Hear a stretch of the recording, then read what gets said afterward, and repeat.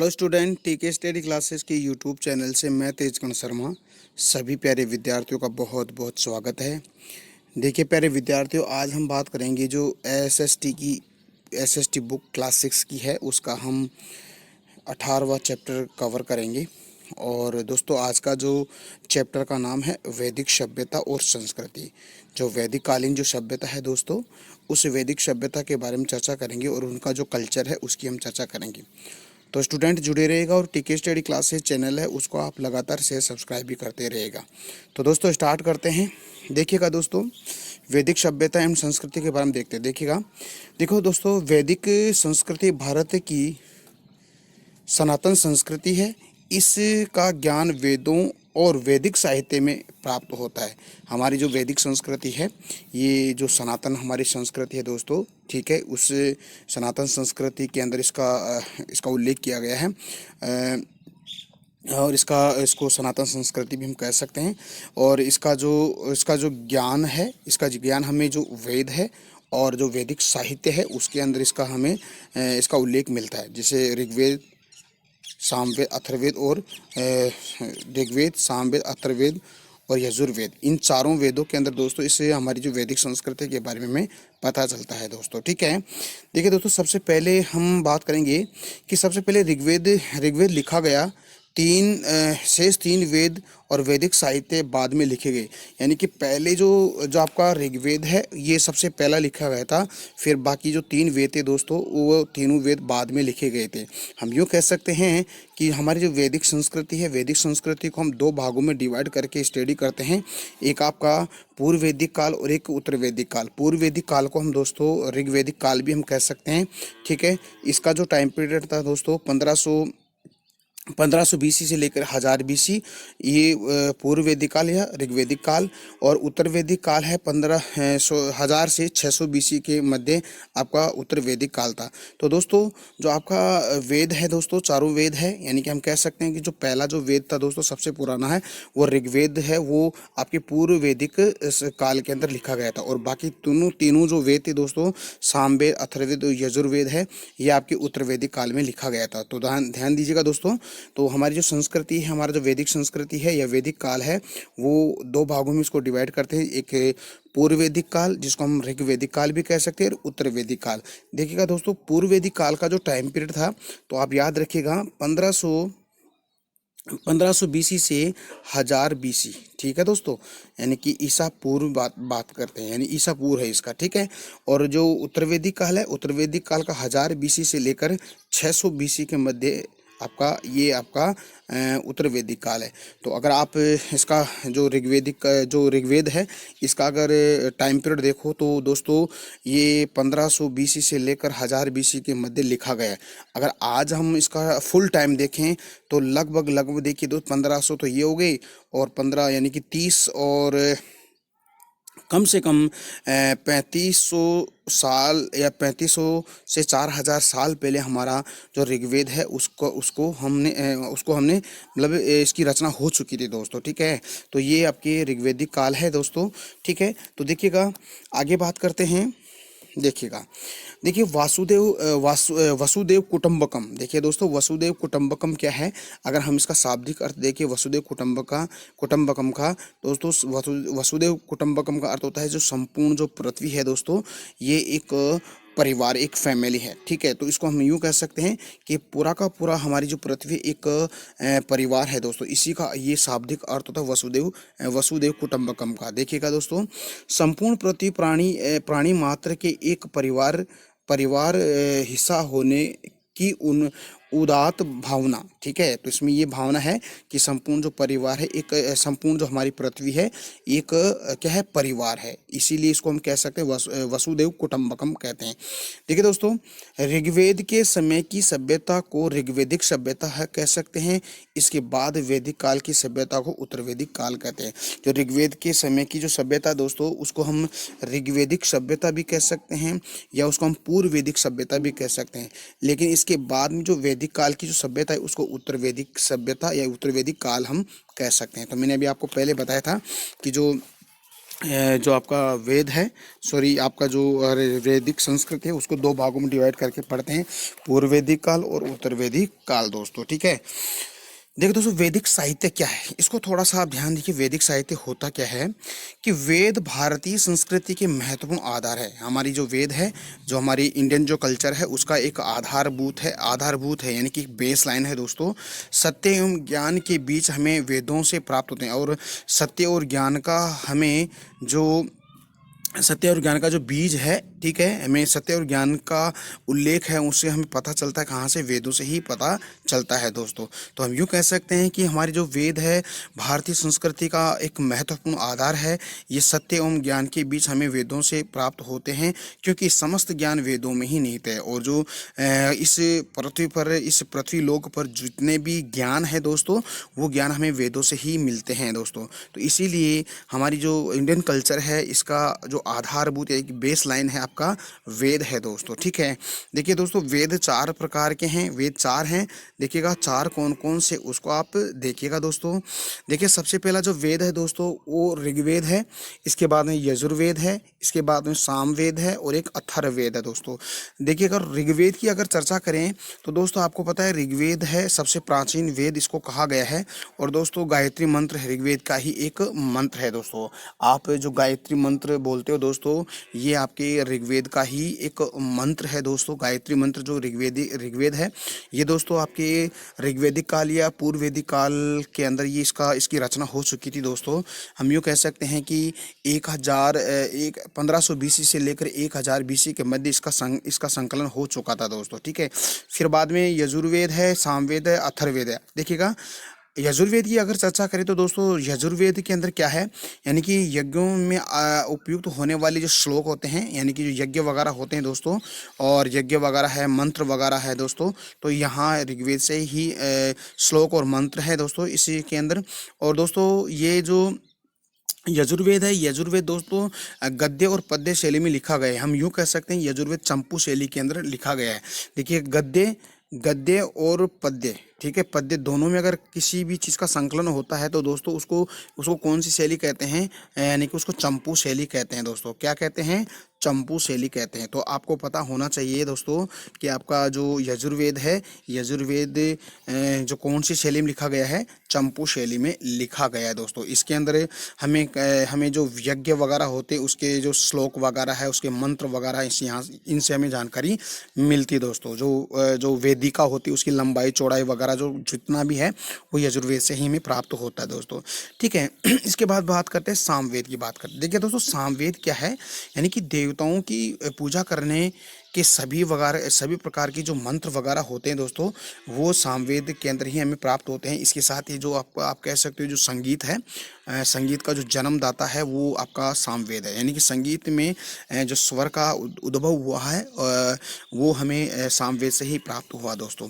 ठीक है दोस्तों, इसके बाद में कह सकते हैं अथर्ववेद। देखिएगा अथर्ववेद है, ये सबसे लोकप्रिय वेद माना जाता है दोस्तों। इसके अंदर चिकित्सा व्यवस्था है, रोगों के उपचार वगैरह, रोगों का ज्ञान वगैरह है, वशीकरण है, ठीक है, वशीभूत वगैरह है, ये सारे के सारे यहाँ से प्राप्त होते हैं, इसीलिए इसको अथर्ववेद कहते हैं। और ये सबसे लोकप्रिय वेद भी माना जाता है दोस्तों। तो दोस्तों हमने बात की है अभी वेदों के बारे में। 4 वेद हैं, ऋग्वेद, यजुर्वेद, सामवेद, अथर्ववेद। जो आपकी वैदिक संस्कृति अगर आप पढ़ते हो तो वहाँ पर उत्तर वैदिक काल, पूर्व वैदिक काल या ऋग्वेदिक काल में आपका ऋग्वेद का संकलन किया गया है, और बाकी जो पूर्व वैदिक काल है उसमें यजुर्वेद, सामवेद और अथर्ववेद का क्या हुआ है, उल्लेख हुआ या उसकी रचना हुई है दोस्तों। देखिएगा दोस्तों वेदों के 4 भाग भी हैं दोस्तों। देखिएगा संहिता, ब्राह्मण, अरण्य और उपनिषद दोस्तों। या आप तो इतना ही पढ़िएगा कि वेदों के 4 भाग है, संहिता है, ब्राह्मण है, अरण्यक है और उपनिषद है दोस्तों। अगर दोस्तों इनके बारे में आपको डिटेल से पढ़ना है तो दोस्तों मैंने जो अपनी प्लेलिस्ट बना रखी है एंशिएंट हिस्ट्री के नाम से, उसके अंदर जो वैदिक कालीन जो संस्कृति है, उत्तर वैदिक काल और ऋग्वेदिक काल के बारे में इसको बहुत ही बेहतरीन तरीके से पढ़ा रखा है। तो अगर आपको संहिता, ब्राह्मण, अरण्यक और उपनिषद के बारे में आपको पढ़ना है तो दोस्तों तो वहाँ पर आप एंशिएंट हिस्ट्री के अंदर जो आपका वैदिक संस्कृति है वहाँ पर विजिट कीजिएगा और वहाँ पर आराम से जाके उसको पढ़िएगा दोस्तों। तो आपको पता चलेगा कि संहिता, ब्राह्मण, अरण्यक और उपनिषद क्या होते हैं दोस्तों। ओके, तो ये तो हमने बात कर ली दोस्तों। अब देखिएगा वैदिक कालीन धर्म और दर्शन की हम चर्चा कर लेते हैं। धर्म और दर्शन के बारे में देखिएगा, संपूर्ण भारतीय जीवन, दर्शन और साहित्य का आधार आधार धर्म ही है। यानी कि हमारी जो संपूर्ण जो भारतीय जो जीवन है और जो दर्शन है और जो उसका साहित्य है, वो दोस्तों वो आधार उसका है धर्म ही है। देखिएगा, भारतीय संस्कृति के परम प्राण धर्म में ही विद्यमान, और हमारी जो संस्कृति का जो प्राण है, परम प्राण होते हैं वो दोस्तों हमारी जो धर्म है, ठीक है, उस धर्म में ही होते हैं दोस्तों, ठीक है। धर्म के अंतर्गत सत्य बोलना होता है, चोरी न करना होता है, धर्म व वचन से पवित्रता का पालन करना होता है, काम क्रोध पर नियंत्रण होता है, इंद्रियों पर नियंत्रण होता है, दान धर्म करना इत्यादि शामिल होते हैं। तो यही तो क्या होता है दोस्तों धर्म। धर्म की अगर परिभाषा देखें दोस्तों, तो धर्म क्या है? धर्म यह है कि दोस्तों सत्य बोलना चाहिए, चोरी नहीं करना चाहिए, कर्म और वचन से पवित्रता का पालन हमें पवित्रता से हमें पालन करना चाहिए दोस्तों। काम मोक्ष का पर नियंत्रण और इंद्रियों पर हमें नियंत्रण करना चाहिए, और बिल्कुल दान देना और लेना भी चाहिए दोस्तों। तो इसी को हम क्या कह सकते हैं दोस्तों? धर्म कहते हैं। तो हमारी जो संस्कृति है दोस्तों, इस संस्कृति का मूल आधार ही धर्म है दोस्तों, ठीक है। तो दोस्तों ये सारी की सारी बातें हमें वेदों से प्राप्त होती है दोस्तों, ठीक है। तो ये तो हमने बात कर ली दोस्तों। देखिएगा आगे बात करते हैं। अब देखिए दोस्तों, वैदिक कालीन सामाजिक जीवन की हम चर्चा करते हैं कि वैदिक काल के अंदर जो सामाजिक जीवन है दोस्तों, उस सामाजिक जीवन की हम चर्चा करेंगे। वैसे हम यहाँ पर मिक्सअप रूप से हम पढ़ेंगे वैदिक काल में, जैसे ऋग्वेदिक काल और ऋतुवैदिक काल का जो सामाजिक जीवन है उसको बारे में हम बिल्कुल मिक्सअप रूप से पढ़ लेंगे। अगर दोस्तों दोनों के बारे में अलग अलग आपको पढ़ना है तो आप एंशिएंट हिस्ट्री के अंदर मैंने एक प्ले लिस्ट बना रखी है दोस्तों, एंशिएंट हिस्ट्री के नाम से, और वहाँ पर विजिट करिएगा। और वहाँ पर मैंने अलग से वैदिक संस्कृति के बारे में बहुत ही डिटेल से पढ़ा रखा, तो वहाँ पे जाके इसको पढ़ सकते हो। लेकिन यहाँ पे हम दोनों को बिल्कुल कमाइंड यानी कि मिक्सअप करके इसको पढ़ते हैं, वैदिक कालीन संस्कृति के बारे में, सामाजिक जीवन के बारे में। देखिए दोस्तों, सामाजिक जीवन की चर्चा अगर करें तो देखिएगा संयुक्त परिवार प्रथा। देखिएगा वैदिक कालीन संस्कृति यानी वैदिक कालीन सामाजिक जीवन कैसा था? संयुक्त परिवार प्रथा था दोस्तों, यानी कि वहाँ की जो ज्वाइंट फैमिली थी दोस्तों, ठीक है। और शिक्षा व्यवस्था थी दोस्तों, नारी का बिल्कुल अच्छा स्थान था दोस्तों। यानी कि जैसे नारी की अगर बात करें तो दोस्तों आपको पता है कि जो उस यानी वैदिक कालीन की जो विदुषी जो नारियां थी दोस्तों, घोषा है, अपाला है, लोपामुद्रा है, श्रद्धा है, ये सारी की सारी दोस्तों वहाँ की विदुषी महिलाएं थी दोस्तों। तो सामाजिक जीवन के अंदर जो नारी का जो स्थान था बहुत अच्छा था दोस्तों। वैसे हम कह सकते हैं कि हमें संस्कार के बारे में दोस्तों वैदिक काल से हमें पता चलता है, यानी कि 16 संस्कारों के बारे में हमें पता चलता है दोस्तों। इसके साथ ही दोस्तों इसकी सामाजिक जीवन के अंदर वसुदेव कुटुंबकम, यानी कि हमारा जो संपूर्ण जो पृथ्वी है एक परिवार है दोस्तों। तो वसुदेव कुटुंबकम के बारे में हमें, सामाजिक जीवन के बारे में हमें वैदिक कालीन संस्कृति से हमें पता चलता है। देखिए दोस्तों, आश्रम, 4 आश्रम के बारे में हमने पढ़ा होगा, और 4 आश्रम की भी चर्चा हम वैदिक कालीन जो सामाजिक जीवन है उसके अंदर पढ़ सकते हैं। देखिए, मनुष्य जीवन की आयु दोस्तों आपको पता होनी चाहिए 100 वर्ष मानकर आश्रम जीवन को 4 भागों में डिवाइड करके हम पढ़ते हैं। जैसे हम कैसे ब्रह्मचर्य आश्रम, वानप्रस्थ आश्रम, संन्यास आश्रम, ठीक है। तो देखिएगा, एक है ब्रह्मचर्य, गृहस्थ आश्रम, वानप्रस्थ और संन्यास आश्रम, इन चारों को हम देख लेते हैं। 100 वर्ष को हम डिवाइड करके हम पढ़ते हैं। जैसे हम कह सकते हैं कि 0 से 25 का जो टाइम पीरियड है वो ब्रह्मचर्य आश्रम में आता है, फिर 25 से 50 का आता है वो गृहस्थ आश्रम में आता है, फिर 50 से लेकर 75 का आता है वो वानप्रस्थ में आता है, और लास्ट आपका यानी कि संन्यास आश्रम आता है 75 से मृत्यु पर्यंत तक आता है दोस्तों, ठीक है। तो ये 4 आश्रम है। देखिएगा, सबसे पहले बात करते हैं ब्रह्मचर्य आश्रम की चर्चा करते हैं। देखिए, ब्रह्मचर्य आश्रम क्या है? ब्रह्मचर्य आश्रम मनुष्य के जीवन का पहला भाग माना जाता है दोस्तों। इसमें दोस्तों आपको पता है कि जो व्यक्ति होता है वो जो 16 संस्कार होते हैं दोस्तों, 16 संस्कारों में जो पहला जो एक संस्कार यज्ञोपवीत है दोस्तों, यानी कि जिसको हम जनेऊ बोलते हैं दोस्तों। ये यज्ञोपवीत संस्कार से 25 वर्ष की आयु तक वह व्यक्ति अविवाहित रहते हुए गुरु के आश्रम यानी कि गुरुकुल में रहकर विद्या का अध्ययन करता है दोस्तों। तो ये आपका ब्रह्मचर्य आश्रम होता है दोस्तों।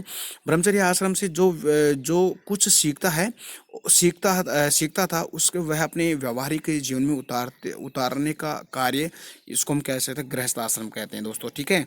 तो देखिएगा, देखिए जो आपका गृहस्थ आश्रम है तो वो पहला आश्रम होता है दोस्तों। इसके अंदर दोस्तों जो 0 से 25 वर्ष की जो इसका टाइम पीरियड होता है, उसमें दोस्तों जो स्टूडेंट होता है, हम कह सकते हैं बच्चा होता है, वो एक यज्ञोपवीत संस्कार धारण करके वो गुरु के आश्रम में जाता है और गुरु से दीक्षा ग्रहण करता है। और उस जो गुरु के द्वारा दी गई जो शिक्षा होती है दोस्तों, उस शिक्षा को दोस्तों वह अपने जीवन में उतारता है, व्यवहारिक जीवन में उतारता है। ठीक है, तो उसी को हम क्या कह सकते हैं, ब्रह्मचर्य आश्रम हम कह सकते हैं। फिर दोस्तों इसके बाद में सेकंड आश्रम होता है, यानी कि 25 साल के बाद में जैसे ही 26 साल आता है तो वो गृहस्थ आश्रम में प्रवेश कर जाता है। और गृहस्थ आश्रम देखिए दोस्तों क्या है इसके अंदर। देखिए दोस्तों गृहस्थ आश्रम में जो आयु होती है उसकी 25 से 50 वर्ष की मानी जाती है। और यहाँ पर दोस्तों ये गृहस्थ पर संपूर्ण समाज का दायित्व होता है। वह क्या करता है बच्चा, विवाह इस आश्रम का मुख्य संस्कार होता है। गृहस्थ आश्रम का जो विवाह की उम्र होती है, तो दोस्तों गृहस्थ आश्रम में प्रवेश करने के बाद में जो बच्चा होता है, लड़का होता है, उसकी शादी हो जाती है। यह आश्रम अन्य सभी आश्रमों का पोषक होता है, यानी कि जो अन्य जो 3 आश्रम है, ब्रह्मचर्य, वानप्रस्थ और संन्यास आश्रम है, उनका पोषक आश्रम इसी को हम कह सकते हैं दोस्तों। और सबसे इम्पोर्टेंट, सबसे महत्वपूर्ण आश्रम इसी को हम कह सकते हैं दोस्तों, लोकप्रिय आश्रम भी इसी को हम कह सकते हैं। ठीक है, देखिए यहाँ पर ब्रह्मचारी वानप्रस्थी और सन्यासियों का पोषण तो गृहस्थ ही करते हैं दोस्तों, इसीलिए इसको गृहस्थ आश्रम कह सकते हैं दोस्तों। अब देखिएगा दोस्तों, जैसे ही गृहस्थ आश्रम के बाद में 25 से 50 के बाद में दोस्तों वो जैसे 51 वर्ष का होता है तो वो कौन से आश्रम में प्रवेश कर जाता है दोस्तों, वानप्रस्थ आश्रम में प्रवेश कर जाता है। अब यहाँ से दोस्तों वानप्रस्थ आश्रम की आयु 50 से 75 वर्ष तक के बीच मानी जाती है। तो यहाँ पर दोस्तों अब जो बच्चा होता है दोस्तों, लड़का होता है, वो अपने माता पिता की सेवा करता है और भरण पोषण के पैसा कमाता है दोस्तों। तो वानप्रस्थ आश्रम में प्रवेश करने के बाद ये उसकी दिनचर्या होती है। जैसे ही दोस्तों 75 साल का होता है तो सभी मोह माया होती है दोस्तों, उसको त्याग देता है और एक सन्यासी का रूप धारण कर लेता है, सन्यासी बन जाता है। एकांत में जाकर दोस्तों वो क्या है, अपनी मोक्ष की प्राप्ति करना चाहता है। तो वो सन्यास आश्रम होता है, उसकी जो टाइम पीरियड होता है वो दोस्तों, सन्यास आश्रम का जो मनुष्य की आयु होती है 75 से लेकर 100 वर्ष भी हम कह सकते हैं, या मृत्यु पर्यंत भी हम इसको कह सकते हैं दोस्तों। तो ये हमने 4 आश्रमों के बारे में चर्चा का विषय इसको बनाया है दोस्तों। तो ये हो गया। अब देखिए तो जो वर्ण व्यवस्था है, उस वर्ण व्यवस्था की हम चर्चा करते हैं दोस्तों। देखिएगा, वर्ण व्यवस्था होती है दोस्तों, आपको पता है कि दोस्तों वर्ण व्यवस्था है, वर्ण व्यवस्था के आधार पर मनुष्य की जो जातियां होती है वो 4 प्रकार की होती है, ब्राह्मण, क्षत्रिय, वैश्य और शूद्र दोस्तों। और जाति होती थी दोस्तों, यानी कि उसके कर्मों के आधार पर, अगर कोई व्यक्ति है वो अध्ययन करता है, अध्ययन करवाता है, ठीक है, तो वो किस में ब्राह्मण कहलाएगा। अगर किसी की रक्षा करता है वो क्षत्रिय कहलाएगा। अगर दोस्तों वो है कामकाज खेती बाड़ी करता है वो क्या कहलाएगा, आपका जो वैसे कहलाएगा। और दोस्तों जो नगर की सफाई वगैरह करना है ना, तो उसमें वो आ जाता है शूद्र में आता है। जैसे हम कह सकते हैं कि कर्म के आधार पर वर्ण व्यवस्था है दोस्तों। लेकिन आज वर्तमान में देखें दोस्तों, वो वंश परंपरागत हो गई है दोस्तों। ठीक है, एक यानी जाति के आधार पर हो गई है। ठीक है, जैसी जाति वैसी ही उसका वर्ण हो गया। ठीक है, तो हमें पहले क्या था, एक ही परिवार में अनेक प्रकार की जातियां हो सकती थी। ठीक है, तो वो आपको वर्ण व्यवस्था के बारे में हम पढ़ते हैं दोस्तों। देखिए दोस्तों, वर्ण व्यवस्था कर्म और श्रम के सिद्धांत पर आधारित थी। भाई जैसा कर्म होगा, जैसा श्रम होगा, वैसी उसकी वर्ण व्यवस्था होगी। ठीक है, जन्म से इसका कोई संबंध नहीं था, यानी कि जन्म से इसका कोई संबंध नहीं था दोस्तों। जैसा काम करेगा वैसे ही उसका वर्ण व्यवस्था होगी। लेकिन आज वर्तमान में देखिए दोस्तों, तो जन्म से रिलेटेड होता है। अगर कोई बच्चा है ब्राह्मण परिवार में जन्म हो रहा है तो उसकी जाति हो गई ब्राह्मण। कोई ओबीसी में है तो वो ओबीसी, कोई जनरल में है तो जनरल में। ठीक है, तो ऐसे कोई एसटी में एसटी है, तो ऐसे वर्ण जन्म के आधार पर वर्ण व्यवस्था हो गई आज वर्तमान की देखें। तो दोस्तों इसको फिर देखते हैं एक बार फिर से। देखिएगा, वर्ण व्यवस्था कर्म और श्रम के सिद्धांत पर आधारित थी। जन्म से इनका कोई संबंध नहीं था दोस्तों। ठीक है, कर्म से कोई भी व्यक्ति क्या हो सकता है, ब्राह्मण भी हो सकता है, क्षत्रिय भी हो सकता है, वैश्य भी हो सकता है और शूद्र भी हो सकता है दोस्तों। ठीक है, तो ये है वर्ण व्यवस्था व्यवसाय से जुड़ी हुई थी दोस्तों। और वर्ण विभाजन जन्मजात नहीं थी दोस्तों। ठीक है, कोई भी व्यक्ति अपना व्यवसाय बदल सकता था और इसके साथ ही दोस्तों क्या कर सकता था, इसके साथ ही दोस्तों वो उसका वर्ण भी बदल जाता, जैसा काम करता था वैसे उसका वर्ण यानी उसकी जाति, उसका वर्ण बदल जाता था दोस्तों। इस वर्गों में अपने खान पान तथा वैवाहिक संबंधों पर किसी प्रकार का कोई प्रतिबंध नहीं था और न ही छुआछूत थी दोस्तों। ऋग्वेद में एक स्थान पर एक व्यक्ति कहता है, क्या कहता है कि मैं मंत्र का निर्माता हूँ, मेरे पिता वैद्य हैं और मेरी माता पत्थर की चक्की से आटा पीसने का कार्य करने वाली एक महिला है। इसका मतलब एक ही परिवार में अनेक वर्ण व्यवस्था, अनेक जातियां होती थी दोस्तों। पहले की बात करें, वैदिक काल की बात कर रहे हैं, एक ही परिवार में अनेक जातियां होती थी। वैदिक काल में वर्ण व्यवस्था जन्म प्रधान न होकर कर्म प्रधान थी, लेकिन आज वर्तमान में देखो दोस्तों, कर्म प्रधान नहीं है दोस्तों, जन्म प्रधान होती है। तो एक व्यक्ति कहता है, ऋग्वेद से हमें पता चलता है कि मैं मंत्र निर्माता, देखिएगा, मैं मंत्र निर्माता यानी कि मंत्रों का मैं उच्चारण कर रहा हूँ, तो मैं क्या हो गया, ब्राह्मण हो गया। मेरे पिता वैद्य है, ठीक है, यानी कि वैद्य है, यानी कि दूसरों की सेवा करते हैं, ठीक है, इसका मतलब वो क्षत्रिय हो गया, ठीक है। मेरी माता पत्थर की चक्की से अन्न पीसने वाली एक महिला है दोस्तों। तो इसके मेरी जो माता है उसका भी एक अलग जाति हो गई। तो एक ही परिवार में अनेक जातियां होती थी। इसका मतलब ये हो गया कि जो वर्ण व्यवस्था थी वो जन्म प्रधान न होकर कर्म प्रधान थी दोस्तों, ठीक है। तो ये आई होप डियर स्टूडेंट ये चीज़ें आपको समझ में आ रही है, ठीक है। अब देखते हैं दोस्तों, वैदिक कालीन जो राजनीतिक जीवन है उसकी हम चर्चा कर लेते हैं। देखिएगा, ये बातें आपको समझ में आ गई है ना, ठीक है, आगे बढ़ते हैं। वैदिककालीन राजनीतिक जीवन की चर्चा करें तो देखिए, कई कुटुंबों से मिलाकर, देखिए कई कुटुंब होते दोस्तों, उन सभी कुटुंबों में मिलाकर एक ग्राम होता था, और ग्राम का जो अधिकारी वो ग्रामीणी होता था, ठीक है। जो गांव होता है ना, कई कुटुंबों को मिलाकर गांव होता है, फिर उसका अधिकारी वो होता है ग्रामीणी। कई ग्रामों को मिलाकर विष कहा जाता, विष बनाया जाता, और विष का जो अधिकारी होता है उसको विषपति कहा जाता है। कई विषों को समूहों को मिलाकर हम जन बनाते हैं, जनों से फिर शासक या राजन, फिर जन से जनपद, और जनपद से फिर अनेक जनपदों को मिलाकर महाजनपद हो। दोस्तों हमने आपको पहले पढ़ाया था कि जो 16 महाजनपद है दोस्तों, उनके बारे में आपको पहले आपको पढ़ा दिया है। तो ऐसे है ना, ग्रामों को मिलाकर विष को मिलाकर जनों को मिलाकर जनपद, जनपदों को मिलाकर महाजनपद, ये एक श्रेणी थी दोस्तों। तो वैदिककालीन राजनीतिक जीवन ऐसा था, ठीक है। देखिएगा दोस्तों, राजन या शासक को परामर्श देने के लिए सभा और समिति नाम दो संस्थाएं होती। देखिएगा दोस्तों, वैदिक काल में दोस्तों सभा, समिति और विदत, देखिएगा तीन होती थी, सभा, समिति और विदत। लेकिन ये ऋग्वेद के काल के एंड में दोस्तों, जैसे हम कह सकते हैं कि जो उत्तर वैदिक काल आते आते दोस्तों विदत का अस्तित्व खत्म हो जाता है, सभा और समिति होती। देखिएगा, सभा जैसे आज वर्तमान में हमारी जो पार्लियामेंट के अंदर दोस्तों लोकसभा है, लोअर हाउस है, उस वैसा काम करती थी, और समिति होती दोस्तों राज्यसभा यानी अपर हाउस जैसा काम करती थी। तो उस समय हम सभा है उसको लोकसभा कह सकते हैं, समिति है उसको राज्यसभा कह सकते हैं। तो उसको को रिलेटेड करके आप इसको पढ़िएगा दोस्तों। देखिए दोस्तों, सभा व समिति राजा के पदच्युत और निर्वाचित कर सकती। देखिएगा, जो सभा और समिति होती थी, जो राजन होता था, राजा होता था, उसको पद पर बिठा सकती थी या पद से उसको हटा सकती, और उसका निर्वाचन भी वो कर सकती। तो ये वैदिककालीन राजनीतिक जीवन हो गया दोस्तों, ठीक है। वैदिककालीन आर्थिक जीवन की हम चर्चा करें तो दोस्तों, वहाँ वैदिक काल में दोस्तों जो अर्थव्यवस्था होती थी, यानी कि जो पैसा होता वो कहाँ से आता था और कैसे टैक्स लिया जाता, उन सभी की बातें हम चर्चा कर लेते हैं। देखिएगा, सबसे पहले आर्थिक जीवन था वो कृषि पर डिपेंडेंट था। कैसे? आर्यों का मुख्य व्यवसाय दोस्तों कृषि ही था। फसलें जैसे जौ, गेहूं, चावल वगैरह है, ये फसलों का उत्पादन करते थे। प्रत्येक गांव में दो प्रकार की भूमि हुआ करती थी। प्रथम प्रकार की होती है जैसे उर्वरा, यानी कि जो उपजाऊ होती है, और द्वितीय प्रकार की खिल्ले का मतलब होता है बंजर भूमि।